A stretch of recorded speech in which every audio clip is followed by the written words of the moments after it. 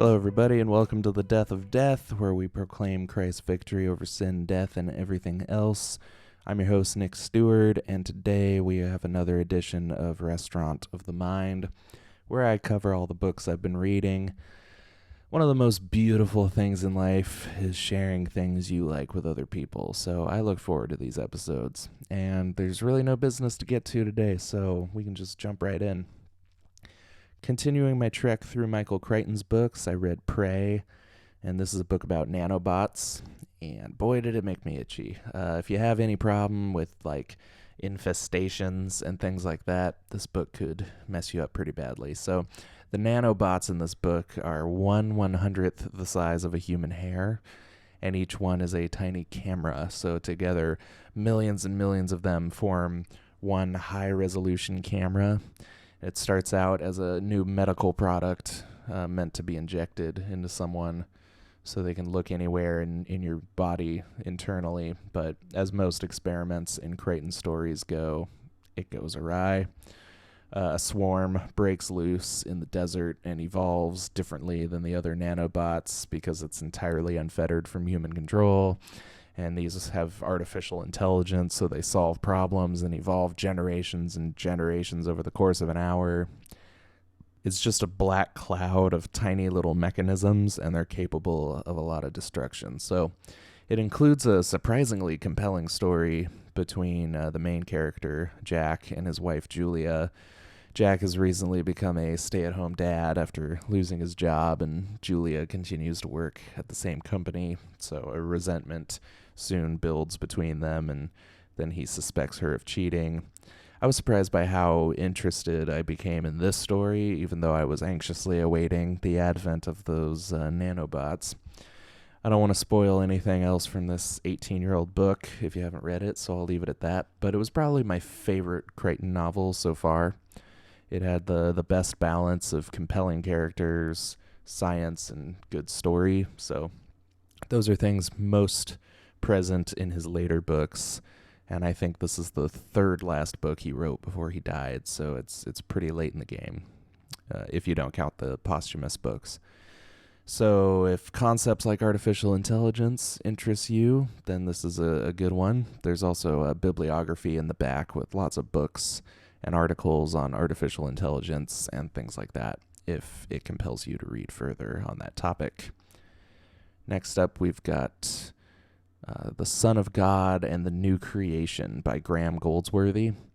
This is another volume in the Short Studies in Biblical Theology series.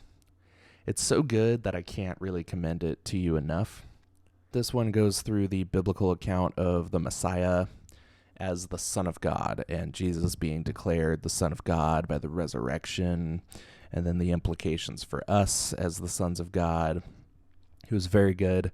It was a topic I probably wouldn't have chosen to read about if it wasn't part of this series, which is another good thing about these books. If you commit to reading the whole series, then you'll probably read about things you otherwise probably wouldn't have. So it starts with Adam being the firstborn of God, all these characters coming in and out of the biblical narrative, looking as though they could be the new Adam, the one who will keep the covenant where Adam failed, but then they themselves fail, and we're left waiting for another new Adam. In the same way, it's similar with the title Son of God. So it starts with Adam, then later God refers to Israel as his firstborn. He's obviously not committing an anachronism by saying this. Firstborn doesn't refer to chronology, but it's an entitlement given by God. So later, Jesus will come to be the firstborn of God and apply that title to us as well. So we are considered partakers in that sonship.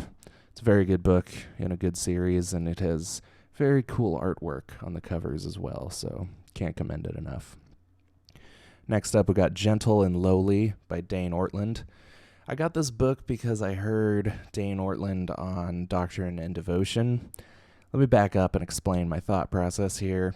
It's taken me a long time to realize and come to value the way that other people think. So I think of myself as a very mind-oriented guy. I've been known not to take seriously people who are more heart-oriented or gut-oriented. And finally, someone was able to explain to me that the heart and the gut are just different ways of thinking. So I'm someone who thinks with my head, and that means I'm not as likely to make decisions based on my feelings or my instinct. So since realizing this and coming to view these as legitimate ways of thinking, I've been desiring to get a handle on how my heart works and try to be more in touch with the old ticka. So when I hear about a book or a sermon that will quote unquote really affect my heart, it becomes very interesting to me.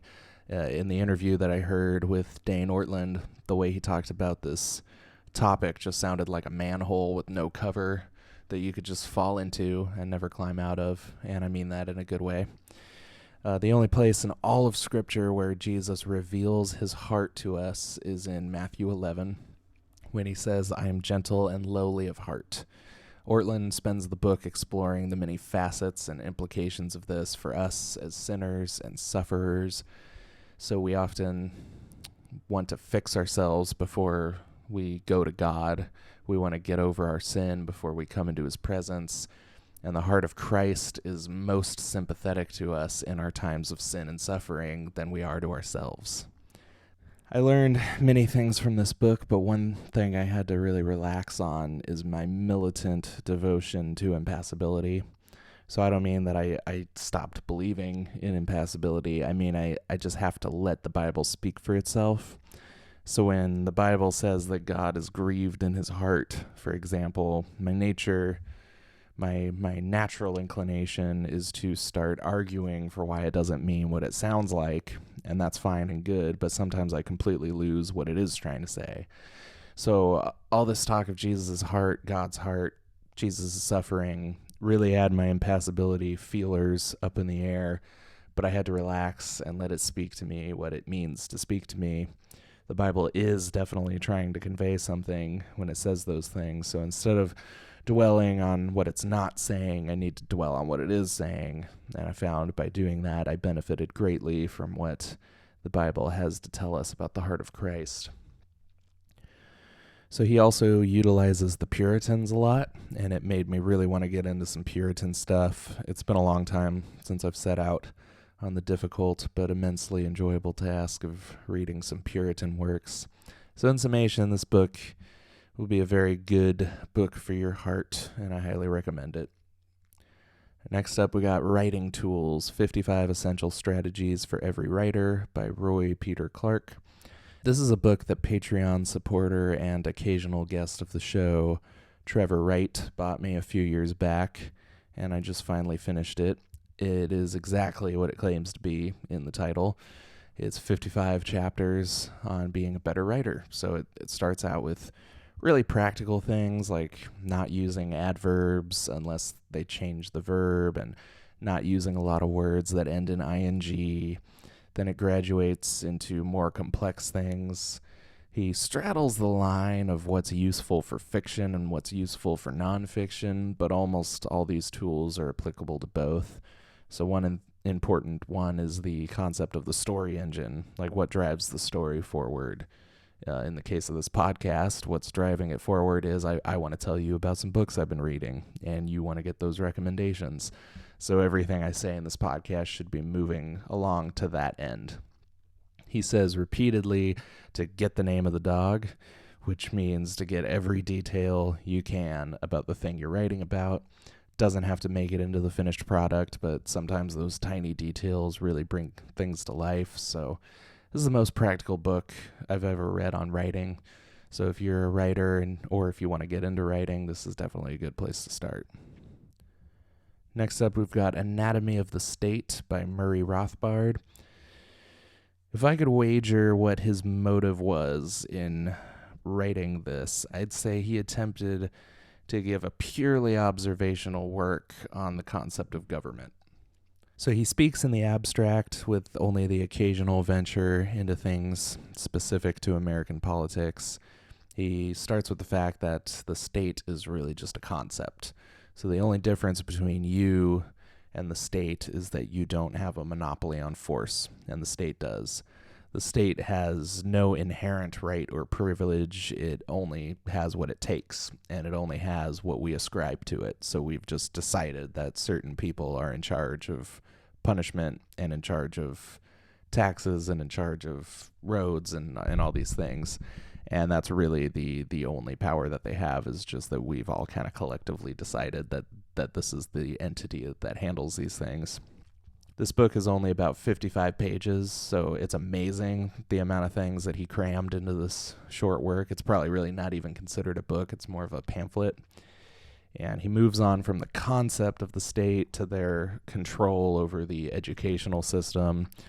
There's a reason why most academics are statists. The state funds education at a more rapid rate than private institutions, and the reason for that is that it's the only way for the state to continue, really. If people thought critically about it, it wouldn't be long before we didn't have it anymore. So the state funds education and forces everyone to go to a state-approved school so they can teach the necessity of the state, and nobody grows up to question its existence for the most part. This book was written in 1974, so it is downright eerie how his observations of how the state creates enemies was so spot on when it comes to 9/11 and our affairs in the Middle East. He observes that the state will make you so afraid of your enemy that you'll let them do whatever they want to keep you safe. So cue the Patriot Act. They'll make you feel like the enemy is attacking you specifically and not your government. And indeed, we did see this happen in the events of 9/11, but no one raises the question of why this happened. 9/11 didn't figuratively fall out of the sky, although I guess it did literally, but not figuratively.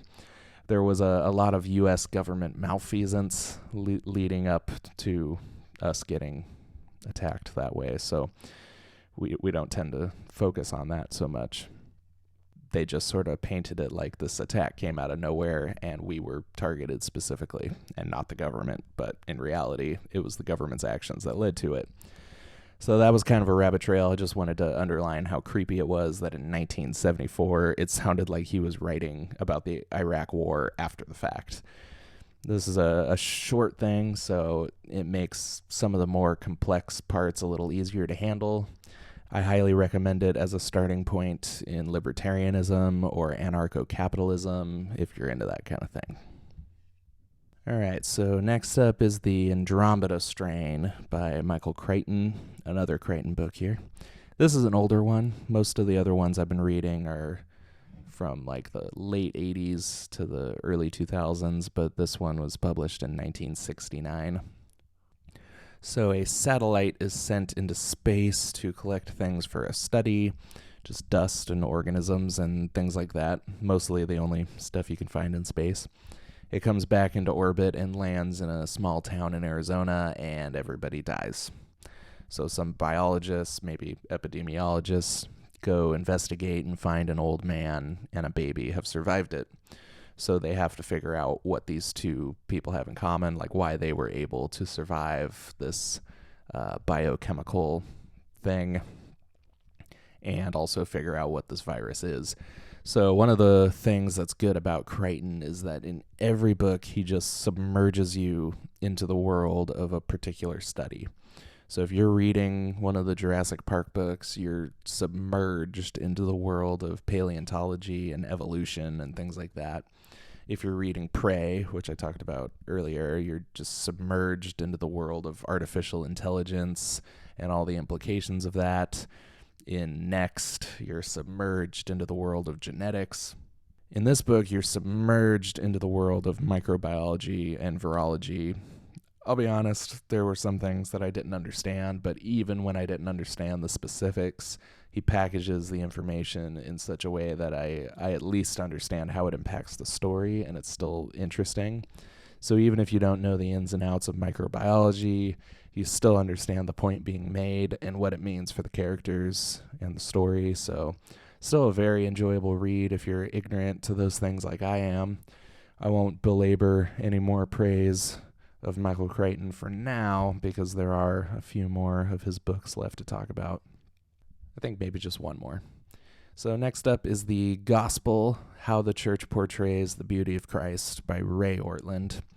This is written by Ray Ortlund, like I said, father of the aforementioned Dane Ortlund. This is a very small book, and after discussing it with a group of about 8 or 9 other men, I realized that there are a lot of different angles from which you could classify this work, but I would say it's basically about how to be a gospel-centered church.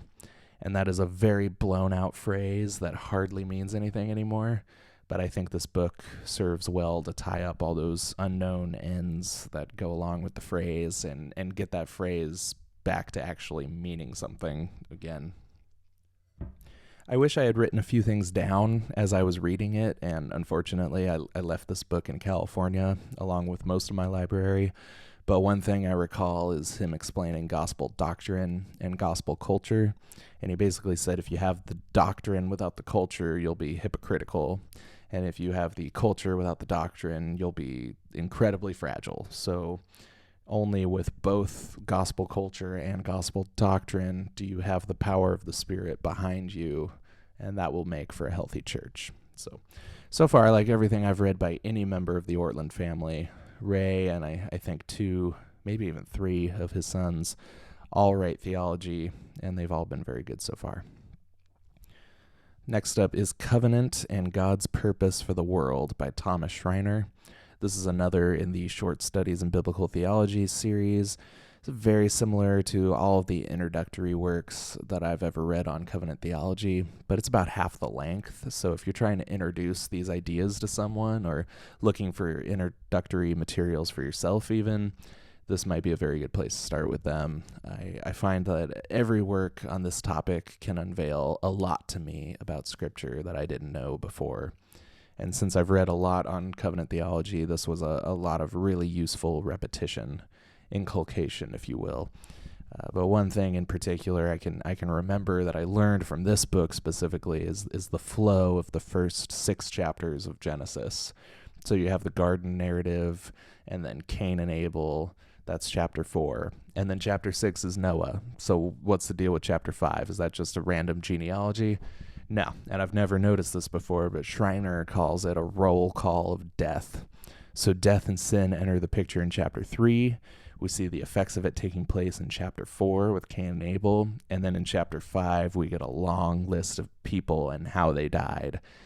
Like the reign of death is continuing. And then that leads us into the flood narrative in chapter 6. So I feel like I'll spend the rest of my life uncovering little details like that about the Bible, and we'll never know it all. And that's as comforting as it is horrifying. So another good book in this very good series and a great primer on covenant theology. So next up is, yes, another Crichton book. This is Sphere by Michael Crichton. This one is about a team of professionals in different academic fields sent to investigate what they believe to be an alien spaceship on the floor of the ocean.